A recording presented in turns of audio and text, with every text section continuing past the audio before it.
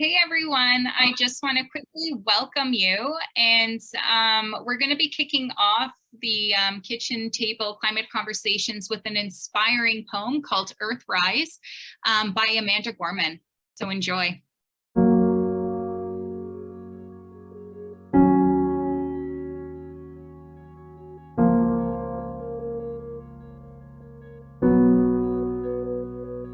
On Christmas Eve, 1968, astronaut Bill Anders snapped a photo of the Earth as Apollo 8 orbited the moon.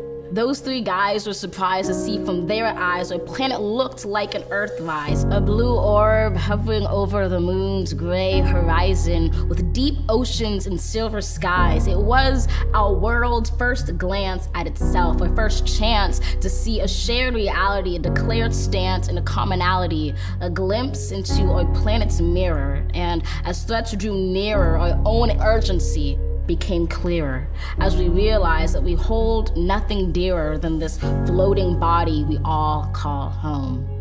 We've known that we're caught in the throes of climactic changes some say will just go away, while some simply pray to survive another day. For it is the obscure, the oppressed, the poor who, when the disaster is declared done, still suffer more than anyone.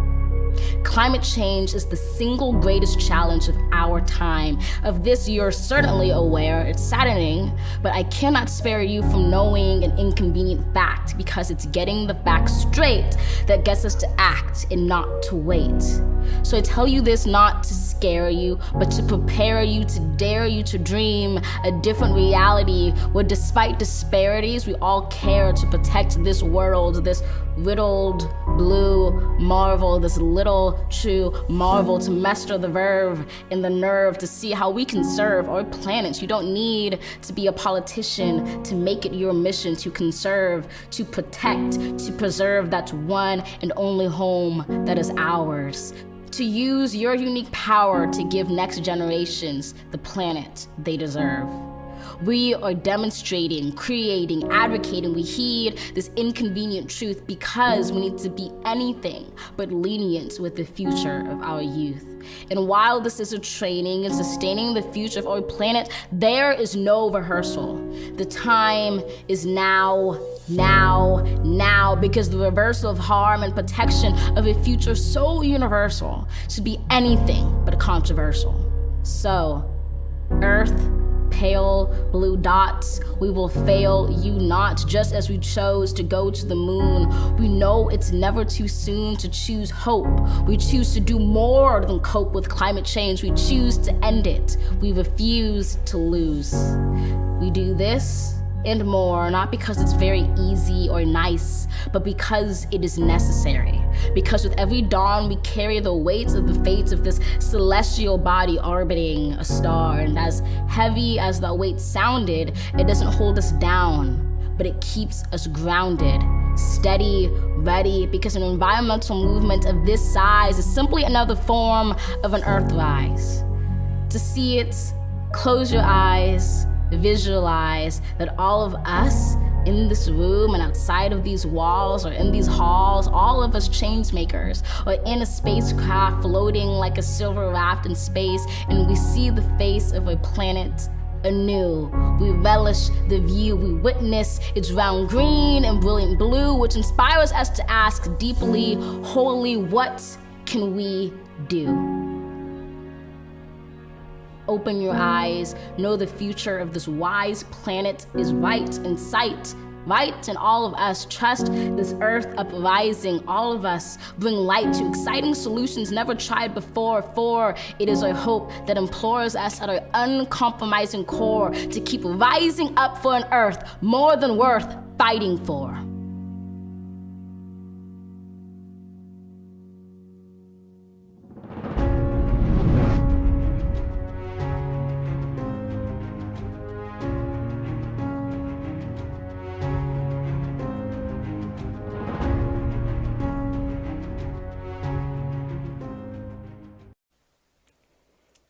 Welcome again to everyone. My name is Val Endicott, and I'm one of the team of Climate Fast folks that have put this evening together. So welcome to our provincial focus of a kitchen table climate conversation facilitation training. Please join me in acknowledging the sacred land on which we live and meet today. For thousands of years, this land and its beings have been cared for by diverse First Nations people, including the Anishinaabe, the Haudenosaunee, the Huron-Wendat, the Petun, and most recently, the Mississaugas of the Credit First Nation. Here in Toronto, where Climate Fast is located, we are part of Treaty 13 with the Mississaugas of the Credit. And of all the Great Lakes Basin, we're subject to the Dish with One Spoon Wampum Belt Covenant.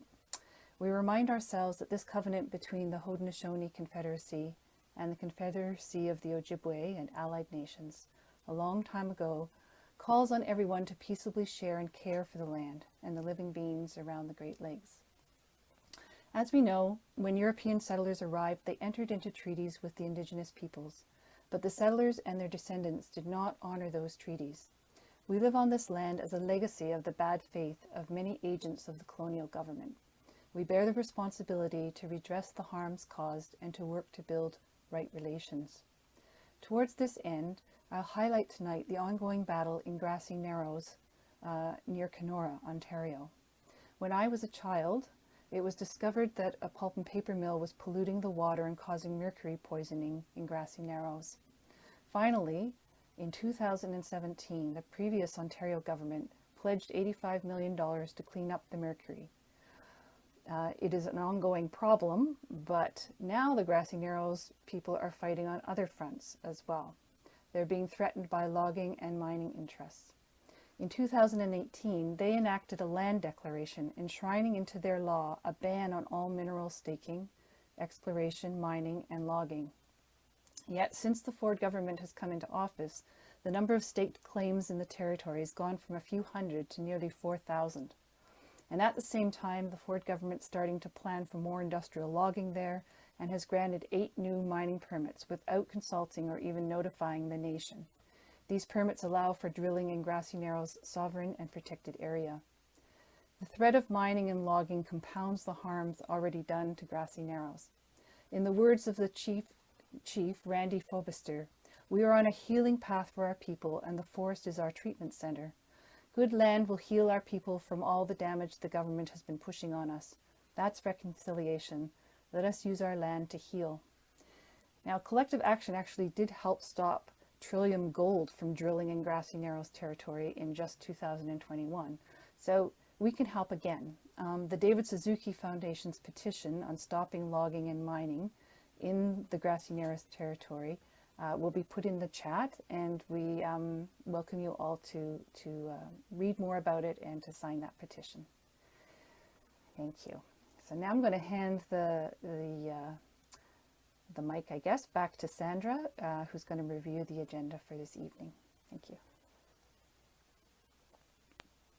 Thanks, Val. Hi, everyone. I'm Sandra.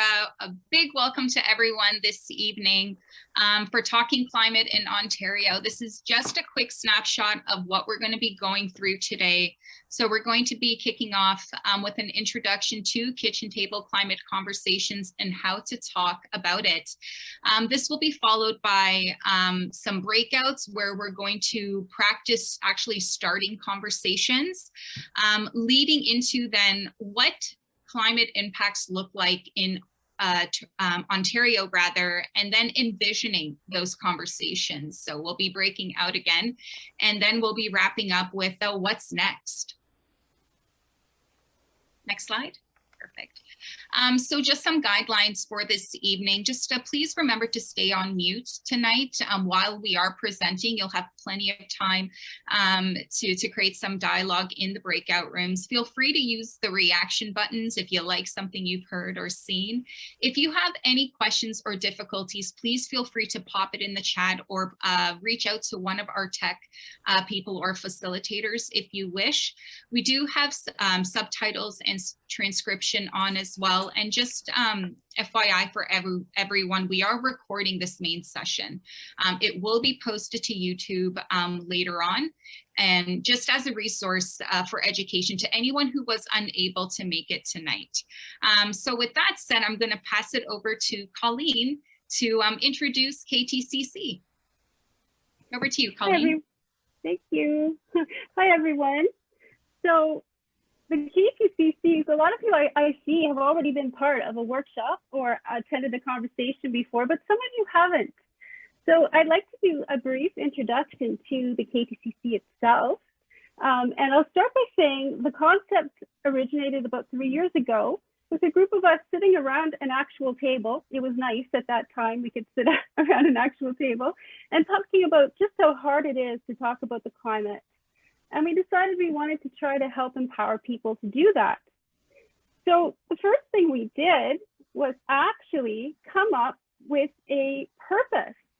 And it's sometimes good to have a purpose to focus your conversation, and you might actually introduce your reason for coming together to the group you gather, and your hope for the evening or for the day whenever you're having a conversation. But tonight, I would like to just ask Val to read this for us.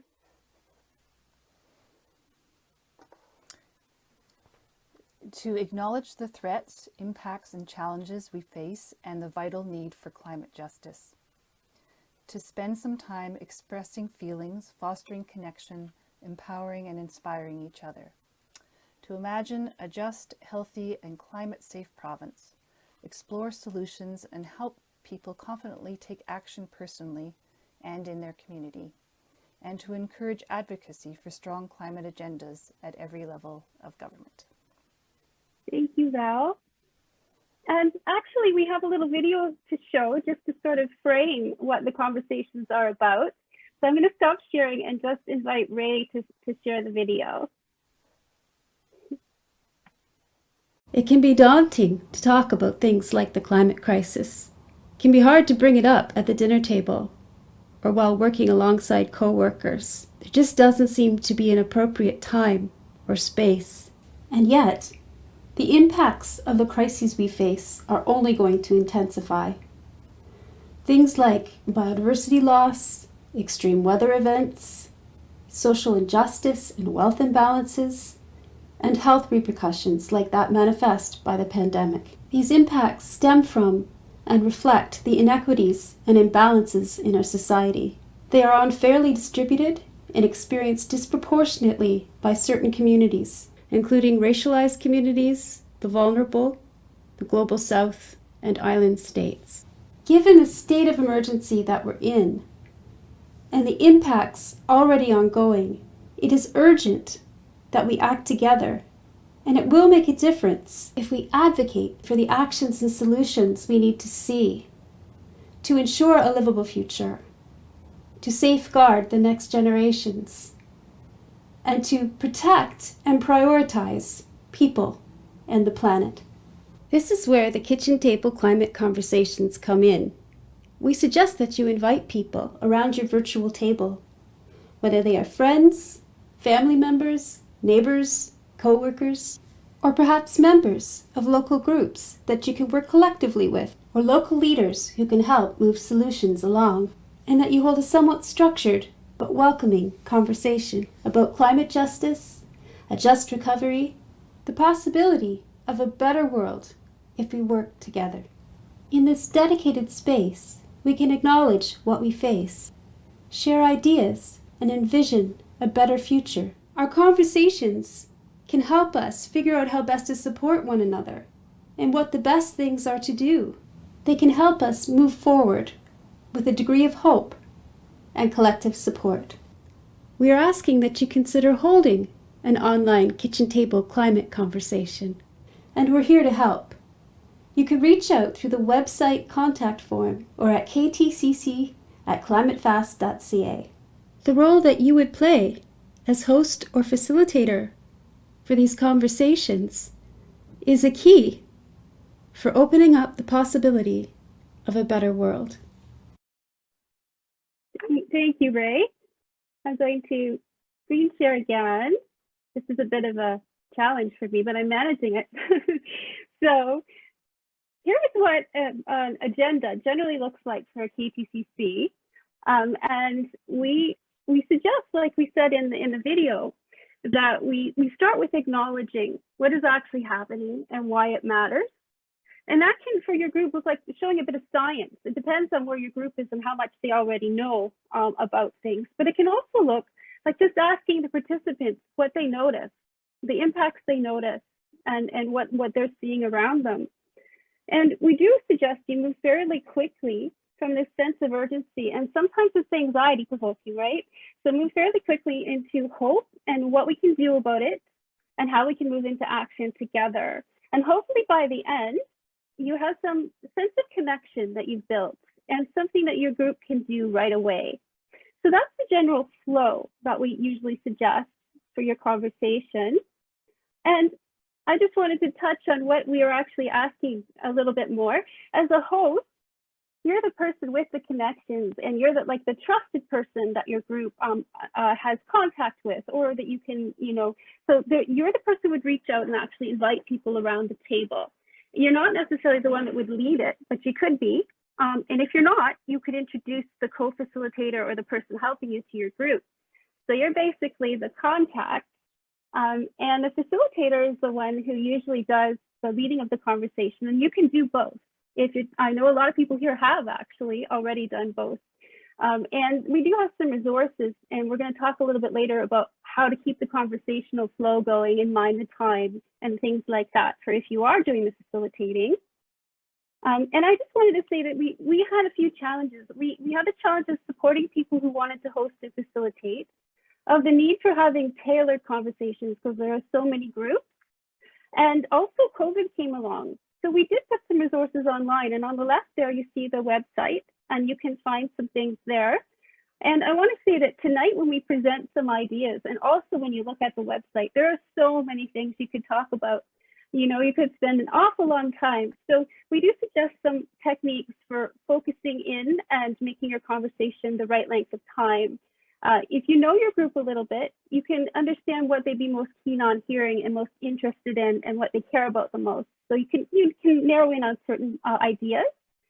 You could also think about sending resources in advance or suggesting another conversation. And I know many people have actually done that at this point, or even had a series.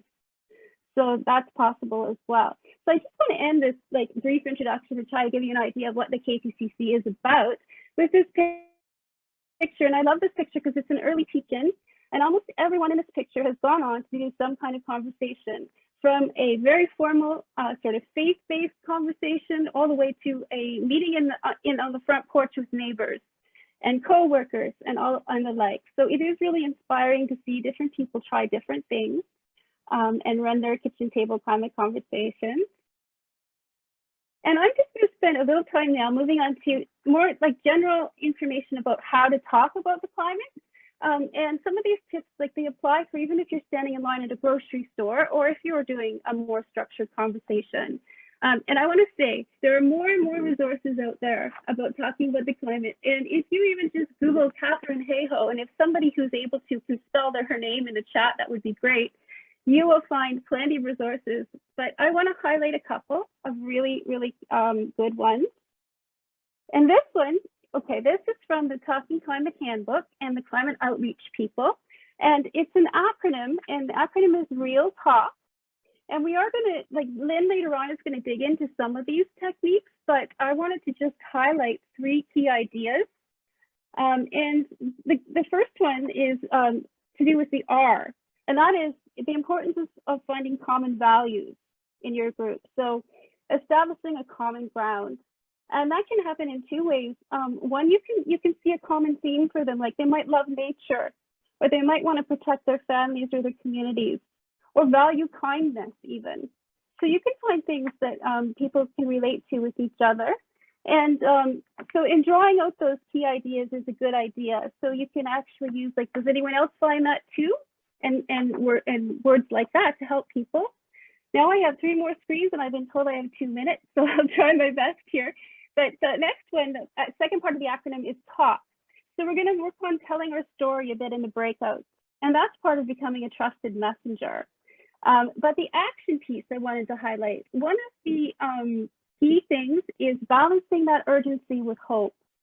So if you tell your story and you say, this is what I'm doing, and this is how it makes me feel, and it doesn't fix everything, but it certainly does help, that is the action piece. And that can there are some doctors out there actually who are prescribing climate action to help people.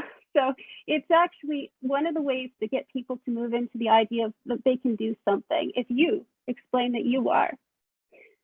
So these are very busy slides and you will get a copy, but I wanted to mention the story pathway approach that came out last year from the climate access people.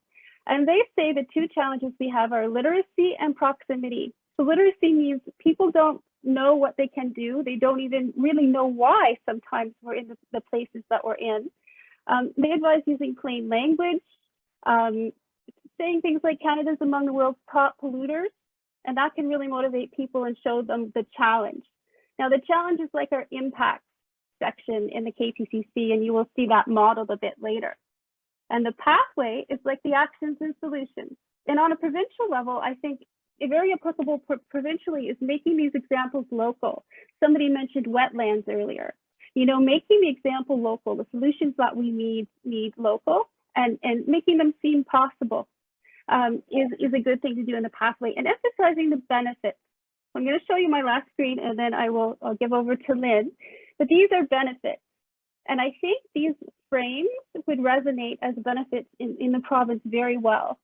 So we have protection, protecting the places and people and experiences we care about, and fairness, doing our fair share, and cost savings. I just want to say that this thing that says average Canadians will pay less if we transition to clean energy is a very key point for Ontario, I think, when costs come up very, very frequently. And one more, it's the health aspect. And people are really concerned about health right now. So connecting our conversations to health benefits is a really good approach. So with that, I'm going to give it over to Lynn, and Lynn can talk a little bit more about some specific ideas for your own conversation facilitation. Thank you, Colleen. And I'm just going to go through some guidelines for conversation that we're going to use tonight, especially in the small groups, and some thoughts about how you might use those as a host or as a facilitator if you decide to take one of those roles.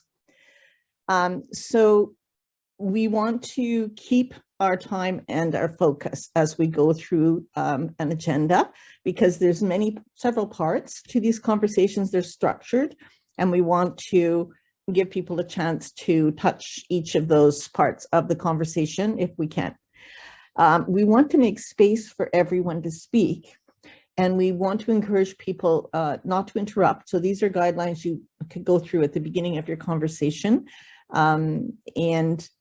As the facilitator or host, you may need to jump in at some point. That's okay, but to have a guideline that participants are not interrupting each other when they're sharing, that's helpful. And everyone is welcome to share their ideas and perspectives. Respect and openness are key. Next slide. So some facilitation tips and techniques. What's most important about these conversations is the atmosphere that you're able to create, because the topic is difficult and challenging, which is why we don't talk about it enough. So being as warm and welcoming as we can is really helpful to the group. We used to sort of serve food and have some informal time at the beginning of our conversations around the tables, but we have to find ways to do that online. So for example, people introducing themselves in the chat, sharing that way, using hands up or reactions are ways that you can kind of use the virtual format in a friendly and welcoming way. You may need to, in order to keep going through the agenda, you may need to itemize certain things to come back to. So we'll call that the bike rack. So if people bring up things that there isn't space for at the time to delve into, we can make a note of them, keep them there, and perhaps come back to them later in the conversation. So as a facilitator, you need to be firm but fair. You're a good listener. Colleen went already through the listening piece. It's important to be willing to hear people briefly, okay, and then restate or ask a question if you need to clarify what their point is. Sometimes you need to say, okay, this is really important to you, and let's set it aside for the moment because right now we want to hear this from everybody in the group. So part of your job is to keep the circle going around. Sometimes when you ask a question to a group, there may be silence, there may be a pause because people need to think about what they want to say. And you could just wait, or ask the question in another way, or give a little example yourself. But let the conversation, people are thinking, let the conversation percolate a little bit in their minds, and then they'll bring some thoughts forward. So you are the manager of the time. And sometimes people do find that hard because we're being listeners, but at the same time, we also need to be able to say, okay, maybe we need to wrap up this part of the conversation so we can go on to the next part. As it says here, we can say there's more to discuss. We have lots to cover. And maybe this is the last question for now on a certain section. So you wanted to finish on time, but you also want to give people a sense of closure. So at the end of your conversation, you might ask people to share one word about how they felt about that, the conversation sharing. It will also give you a read on how it worked for people emotionally or not. People may also be setting up a chance to meet again. There may be some follow-up, but some kind of closure at the end is really helpful. So leave a few minutes for that. Next slide.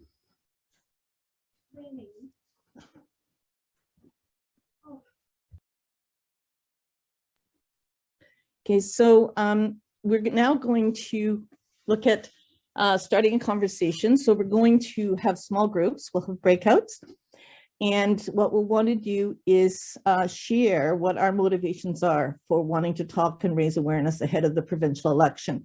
What's on your mind, your hopes and concerns, a little bit about yourself in our small groups. It's helpful when you're a host or a facilitator for a group, if you share a little bit about your story, why you got involved, what it means to you personally, why you care, what actions you're taking, how you feel. These things can be inspiring to others and open up the space for them to share at that level as well, because this is a tremendous role that we're taking on when we take on this role of starting conversations. So thank you all for coming tonight and looking at ways to have an effective conversation. I'll leave it at that. Thank you. Welcome back to the main space, everyone. We're going to move on to the next part. And I just want to tell you, we're in the second half, and we're going to model a bit of what you could talk about in a provincial KTCC at this point.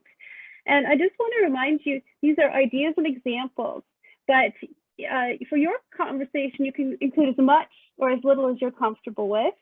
And you can use as high or low tech a way of presenting it. So what we're giving you are lots of ideas, and they're just a sample of the different things you could talk about on a provincial level. And with that, I'm going to pass it over to Sandra to take us on a journey of the threats and impacts we have right now in Ontario. Thanks so much, Colleen. So just while Colleen's getting the slides up for us, just kind of want to set the tone. So in these upcoming sections, I want to paint a picture to get everyone thinking about how the climate crisis is a symptom of bigger systemic issues. And I want to quickly shout out the Climate Resilience Project, who inspired this framing of issues tonight. So we'll be looking at provincial policies through an intersectional lens and see where those inequities might be baked in and how this is a threat multiplier for historically excluded and marginalized communities like Indigenous people, Black and other racialized people, people with disabilities, low-income people, immigrants and migrant workers, workers with precarious employment, women, 2S LGBTQIA+ people, unhoused people, and those living in under-resourced neighborhoods right across the province. So first and foremost, the climate crisis is a crisis of colonization, and we see this in the ongoing erasure and tokenizing of Indigenous voices and knowledge, having had millions cut in Indigenous-led conservation and environmental initiatives, and more recently in consultations around the development in the Ring of Fire, a mineral-rich area in Northern Ontario, which is going to be important to electric vehicles. Tokenizing means that while space has been shared, no meaningful decision-making powers have been extended to Indigenous people. So this makes their participation in these consultations purely symbolic. And this continues to undermine the laws outlined in the United Nations Declaration on the Rights of Indigenous People that Ontario committed to enacting, and ignores the calls to actions outlined in the Truth and Reconciliation Report. The climate crisis is also a crisis of imagination because policies meant to move our province towards decarbonization have historically been deemed as economically unfeasible and unviable when they are anything but. Decarbonization would result in unprecedented job growth and create sustainable, clean employment. So I want to encourage everyone to stretch their imaginations and know that we have all the climate solutions that we need to adapt and mitigate to the climate breakdown. However, the provincial government continues to cancel, cut, and roll back initiatives that would improve equity and reduce emissions.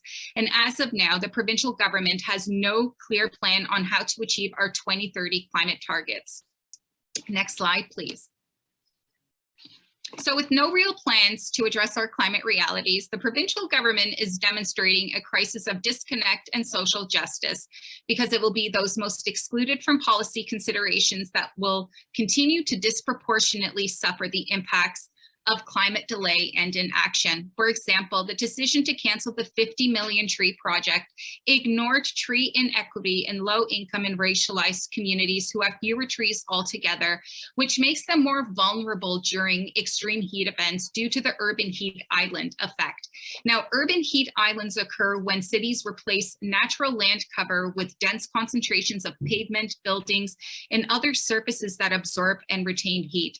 And this effect increases energy costs, it increases air pollution levels, and increases the risk and susceptibility to heat-related illnesses.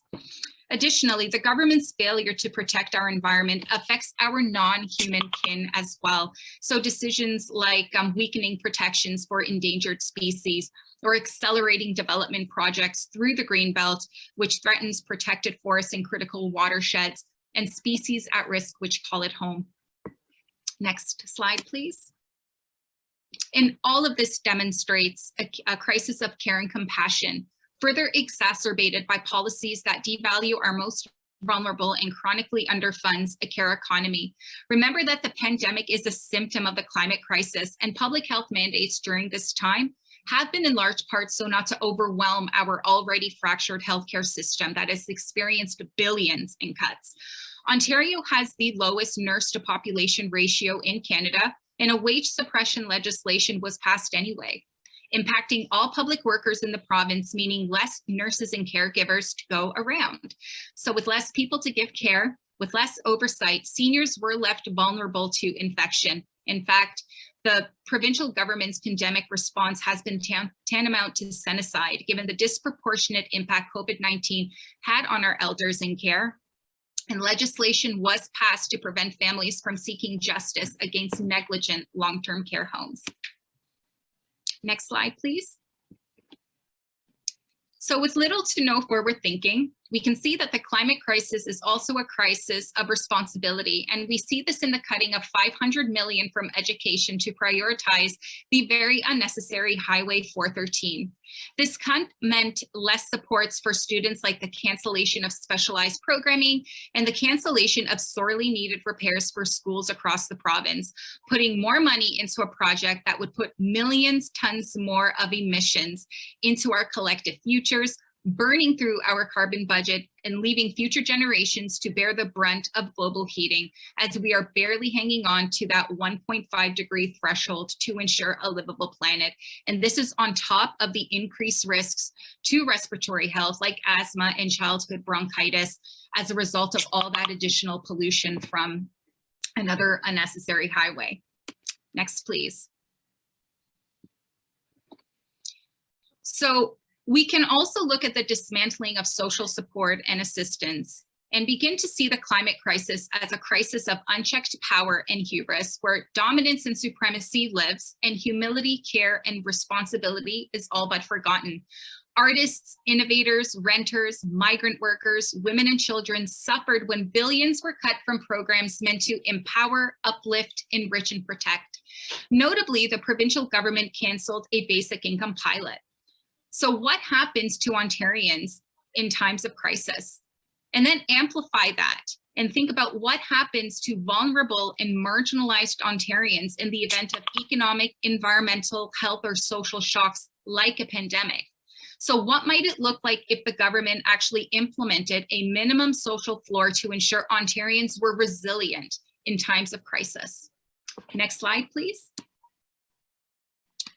So the reality is Canada is warming 2 to 3 times the global rate, which means we will experience a significant climate shift. And this will play out and is already playing out in increased droughts, ecosystem loss, increased flooding, increased extreme heat and prolonged heat waves, infrastructure loss, more pandemics, more vector-borne illnesses like Lyme disease and West Nile, species extinction, storm damage, water scarcity, and more wildfires.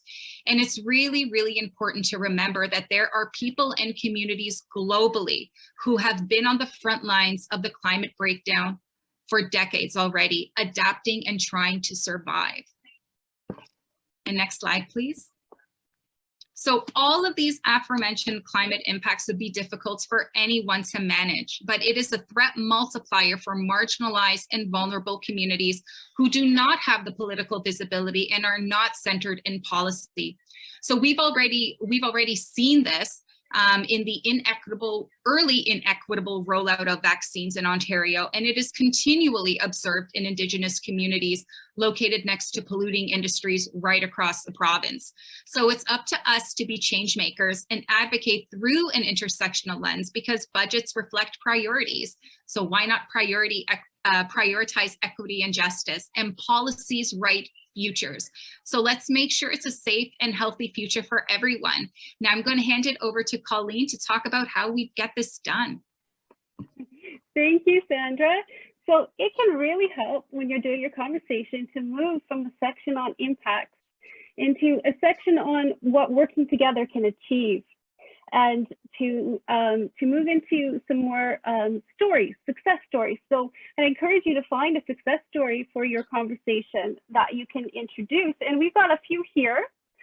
One of them is that due to a lot of organizing by a lot of different groups, we're seeing some movement from banks, and they're divesting or they're ending direct funding to fossil fuels. And the Laurentian Bank is a really big one that happened recently. We see for the first time that the Bank of Canada mentions climate change in its new mandate, the first time ever.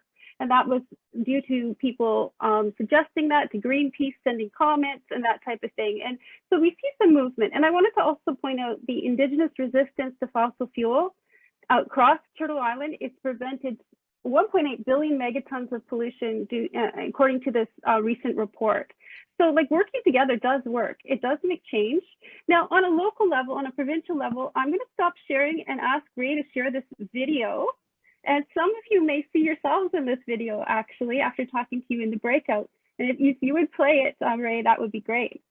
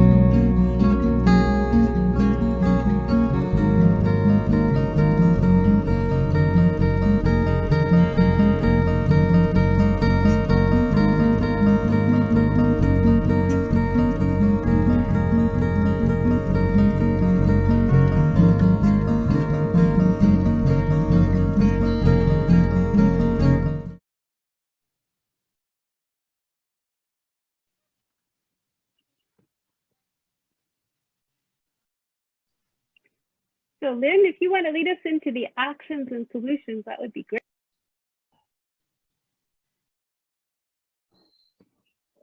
Yes, thank you, Colleen.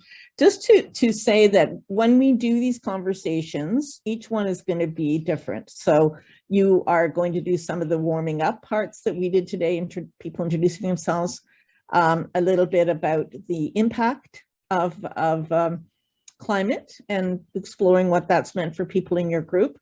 A little bit about our social change, the way we expect to be able to change things. So the success story like Colleen just gave. And not everything that we've covered so far, but pick and choose some things that you think would be useful to the group that you're going to be speaking with.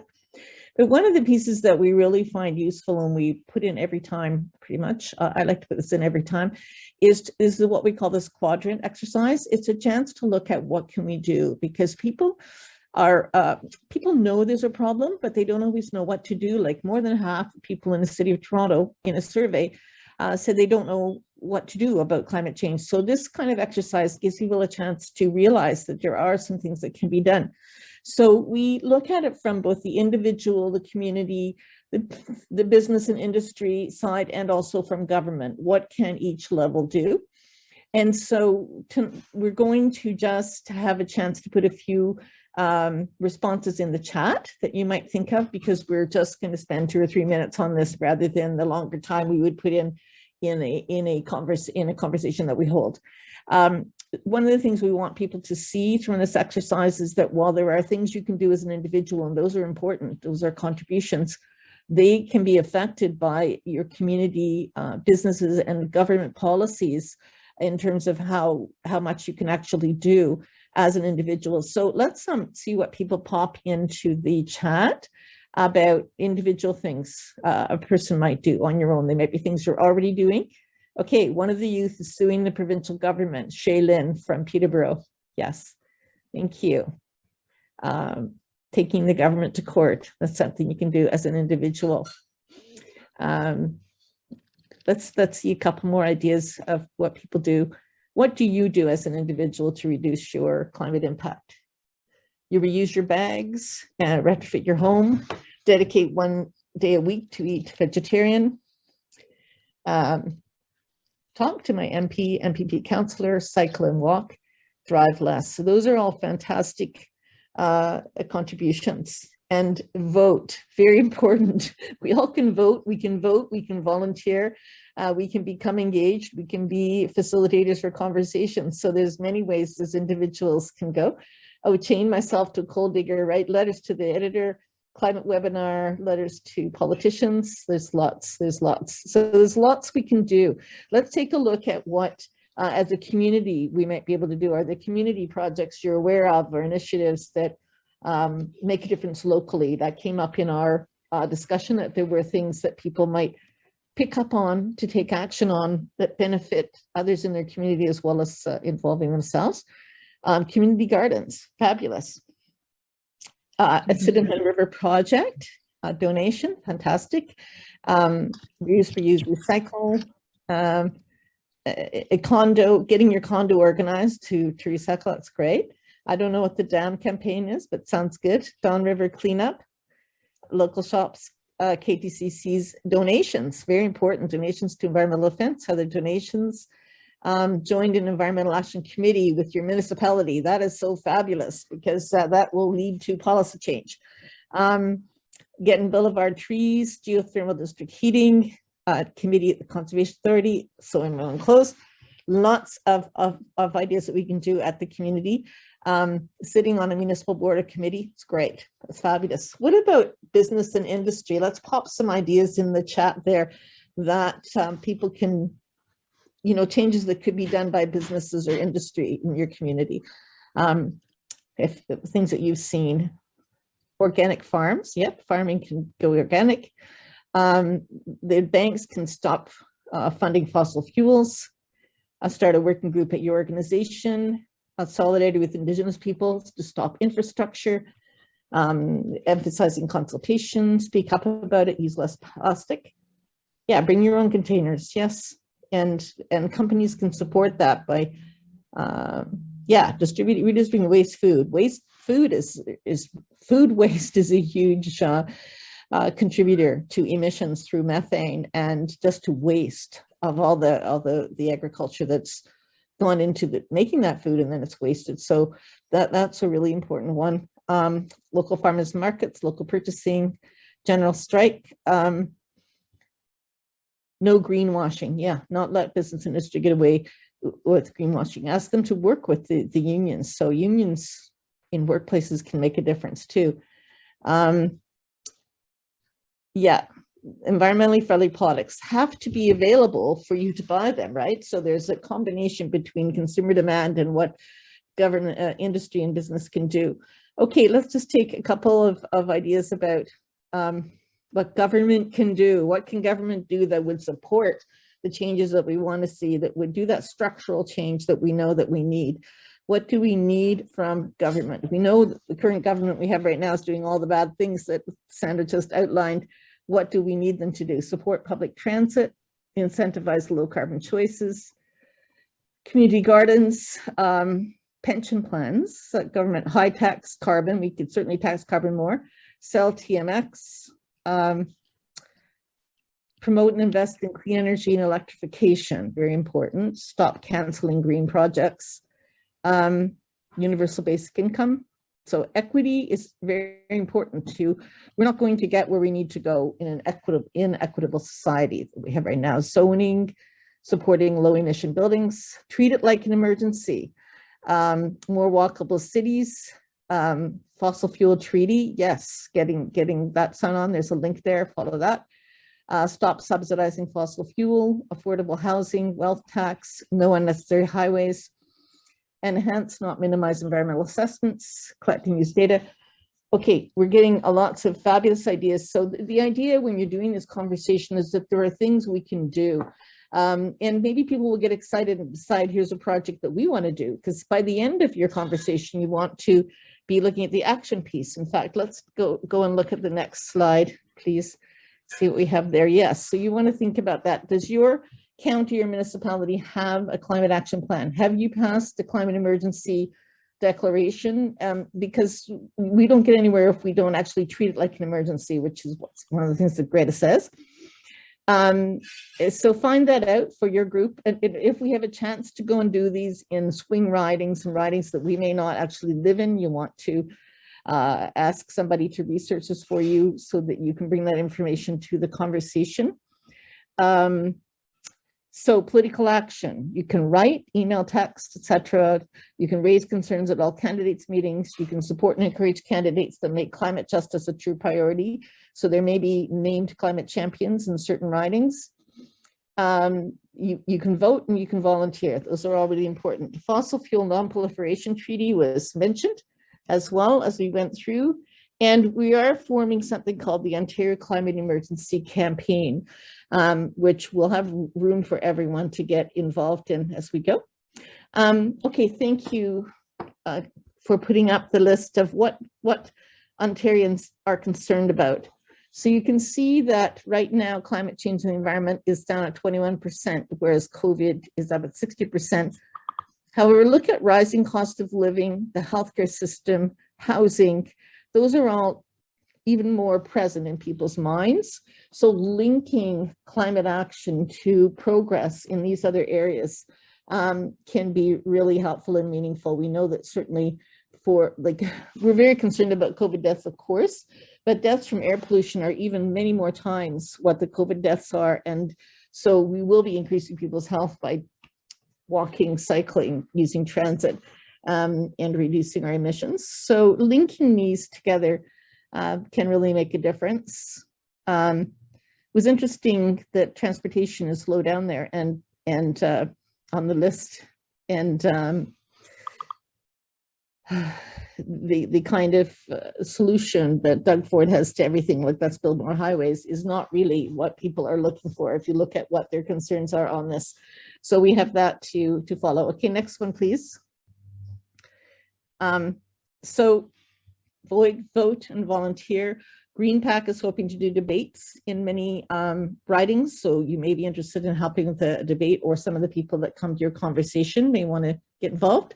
Keep in mind that March 12th is a day of action that 350 and Climate Council of Canadians are doing, and that's a federal focus. March 25th is going to be the global climate strike, and there will be actions here locally. So as we do these conversations with people, we want to alert them of opportunities to get involved. Okay, next, please. So we're now going to go to another breakout and think about what is the challenge to talking about the climate emergency and climate justice at a provincial level with the groups that you might do, the conversations you might do, and think a bit about who you might talk to and what might help connect and motivate them to becoming involved at this time. Think about how we could inspire imagination. That's so important, that we vision a positive future. There is choice about our future. We can make a difference. There is urgency for action, and there's opportunity in what we can do together. So we'll go into those breakouts now, and we are running just a little late, but we're almost done. So I'm going to screen share for the next section. We like to sort of leave the group that we're talking to with something to do with what's next. So I'm going to try to do that. And so what's next? Well, we are interested in having people run conversations, and I like to call it the snowflakes and dandelion approach. So there are many different tailored, slightly different conversations for different groups that go out there and sort of spread the seeds of awareness. So we are looking for help, and creative ideas are welcome. Creative connections, even if you think of some group that would be good to talk to and you want to share that idea. But we are going to have a second webcast on March 2nd, and we're going to take some of the ideas that you just shared in the breakout around challenges, and we're going to try to address some more of those in that webcast as well. And we have 2 support meetings for those who are feeling like they want to talk and have a conversation coming up in March. One's on a Sunday and one's on a Wednesday. And this is our contact information if you want to look up anything or join any of our groups. That will be shared in chat as well. So just one more thing, if you'd like, we've used chat a lot tonight, but if you'd like to finish one of these sentences and share it in chat, we can help motivate each other. So the phrases are: I would like to learn more about, explore, take action by, work on or with, keep talking, or raise awareness. And if you want to share what resonates most with you right now to help inspire each other to move on to the next step, that would be great. And while you're doing that, and I'll put these in the chat as well, I'm going to stop sharing and leave it to Val and Sandra to close out the evening.